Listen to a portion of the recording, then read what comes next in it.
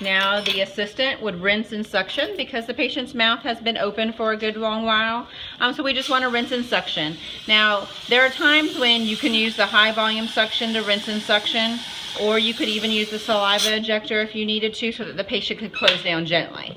At this point, we want to be hesitant with how much we let them close, because we don't want them to bite down on this tooth too much and break that amalgam before we've adjusted it, okay? So at this point, you may want to use the high volume just to get in there and suction for the patient without them having to close down. Okay, so now we've removed our dental dam, we've rinsed and suction. Now we're going to pass the articulating paper so that we can have the patient bite down on it. This articulating paper is like a carbon copy. So when the patient bites down, anywhere on the amalgam that they're touching is going to turn blue. So we would place it in. Notice that I'm placing it in with the metal towards the buccal so the patient doesn't bite on it if I go this way. And the patient would bite down, he would grind his teeth a little bit. Then the assistant would pass the cleoid discoid. When the doctor is adjusting with the cleoid discoid, the assistant is going to be nearby because now there's no dental dam.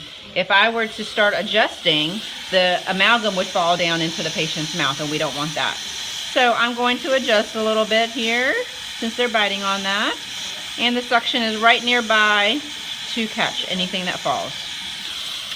Then she's going to pass the articulating paper one more time, and we'll continuously do this until there's no blue marks on the amalgam that we were working on.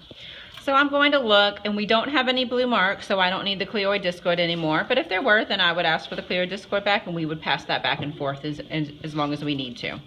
Okay, so now everything looks good. The assistant is going to take a cotton tip applicator that we haven't used yet. She's going to wet that, and the dentist is going to use that to smooth down the area that we worked with the amalgam on. It's going to help it harden a little bit and just make everything smooth. Notice that we have not used our Holland back carver.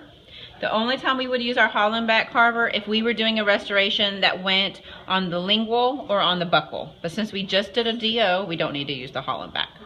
Okay? And that is the end.